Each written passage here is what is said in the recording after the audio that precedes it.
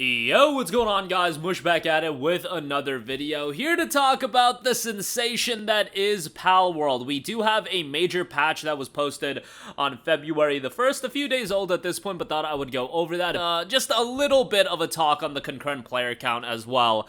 We'll get to that in a little bit, but right on the community post, there's a hilarious post. And I don't know if the person's trolling, but I definitely gotta call it out because, yeah, just exactly what I was expecting to happen, but we'll talk about that in a little bit. First of all, patch 1.4 has dropped, and there's a lot of major fixes with this update. I won't go over everything because there's a plethora of major fixes, but it does note fixed an issue where the game would crash under certain conditions, fixed an issue where if another player's PAL or base PAL had HP 30% or less, it could be captured by using a sphere, fixed an issue where enemy PALs would get stuck in walls due to charge attacks, implemented the first fix for an issue where the game would always crash and save data would be corrupted from the guild's total number of PALs captured around 7,000.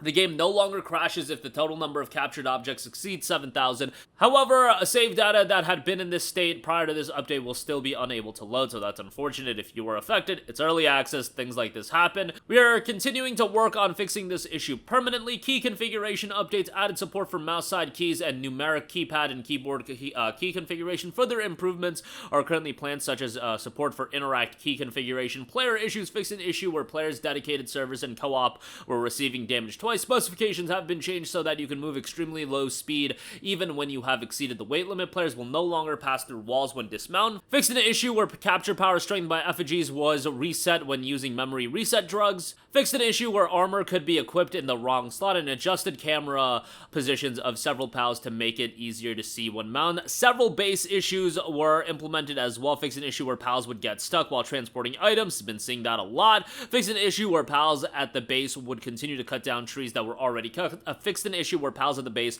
were on the verge of death due to unexplained falling damage. Fixed an issue where PALs at the base would float under some conditions. And fixed an issue where if a farm was built on the second floor or above, work PALs would be unable to move on the floors below. Corrected incorrect text measures have been added to prevent cheating and stealing other players' PALs, and many other minor fixes such as the addition of a UI key guide. So all of that has been implemented with this new patch. This patch dropped a little under a week ago, excuse me. So yeah, they're continuing to work on that game, and that was a relatively major patch given, all the patches coming out. Do expect a lot of the patches that do come out to be more so these fix patches, these bug fixes and everything like that. That is absolutely imperative, and that is the #1 priority. You have game-breaking bugs in the game, you have to fix those, and you can worry about new content later. New content is gonna come, but that's gonna come down the line. Right now, it's to fine-tune the game, and from what I know, I have a buddy that's already pretty much 100%ed Palworld in its current state, and he got 80 hours of gameplay out of it, and there's a lot of replayability in terms of,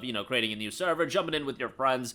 Most of my boys have been doing completely offline playthroughs just because for a lot of people, this is their first survival style game, and the idea of going online is something that, you don't really associate with Pokemon in terms of this online world. So I think a lot of people just started with an offline world and they're messing around with that. That's what I think, but nonetheless, there you go with that. As I'm recording this video, also 9 a.m. Eastern Time, the game is at 1,045,000 concurrent players. Wow, the game fell off a little bit. It's at 1,045,000 players. Guys, this happens with every game. We talk about it ad nauseum. I'm sure that we're gonna get the articles at some point with Palworld in the next 6 weeks.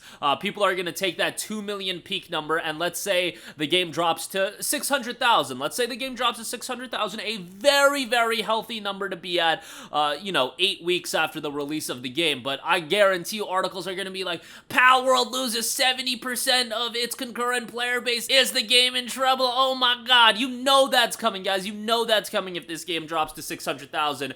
And people will take that high point of 2.1 million or whatever it was and compared to a potential low point of 600,000, where 600,000 is still an incredibly successful number. And I say this because literally right on the Steam community page, there's a post that said, whatever happened to player count braggers? Y'all were saying it's the greatest game ever. Nobody said that, but the second week saw a loss of a third of the player base. You were so vocal about when the numbers were high. What happened? The hype wore off and y'all faded out. And yes, guys, loss of players and losing your concurrent player count, that is absolutely normal. It happens to every game. It just depends on how quickly it happens and to the degree that it happens. It's one thing losing half from your peak concurrent player count. that's not too surprising. That's pretty normal. In fact, staying at half of your peak concurrent player count all time is probably a pretty good thing. When you have to get worried is when you have a live service style game, a multiplayer oriented game, which by the way, this is a pay to play game. It's not a free to play title. It's a $30 game. So even if you did stop playing it, unless you played less than 2 hours, they still got your money. But I digress. You still want an active player base for a game like this. Where you really have to get worried is when you lose literally 90% of your player base, 95%. Oh, and guess what? Even if you lose 90% of your player base, if your peak was 2 million, you're still at 200,000 concurrent players, which is still a really good number. So, like, even in that case, if this game lost 90%, even 95% of its peak concurrent player base, so if it went from 2 million to 100,000, that would still be a successful number. 100,000 concurrent players for a game in early access, a new IP, that's super, super respectable and a super healthy number. I'm really happy about Grand Blue Fantasy Relink cracking 100,000 concurrent players as its peak player count. I feel like Palworld is going to create this misconception of what a really strong concurrent player count is, because 2 million is an abnormally high player count. Guys, it's the number 2 most played Steam game of all time. 2 million is not a realistic goal for any game to attain. Any game. You don't want to put 2 million as your goal. You want to look at numbers like 50,000, 75,000. Those numbers are very healthy for a concurrent player count, given the competition level of games these days on PC, how many games people have to pick from. You can't possibly think you're gonna maintain 2 million players. What, are people just supposed to drop everything in their life, every other game they've ever played in their life, and be like, Palworld saved my life, brother. If it wasn't for Palworld, I'd be on the streets. Like, no, that's not how it works. Like, people played it, people enjoyed it, and yeah, some people are gonna move on to whatever they're doing next. I got a buddy that has played the hell out of Palworld. He got his mileage out of it for now, and now he's playing Enshrouded. I'm sure that's happened to several people, but, you know, people bounce around. There's a lot of games to play, and we don't gotta be invested into one game until the end of time. That's not how these things work, but nonetheless, there you go with that. I did have to kind of pop off about that because I saw that post, and that person may have been trolling, but I'm sure some people are gonna make the argument, especially if they're not familiar with these things, once this game gets down to even like 400, let's say it gets down to 400,000, like, it is baffling to me that we're gonna look at like a 400,000 number and be like, oh my god, Palworld's dying, guys, Palworld's at the end. Like, no, guys, it literally,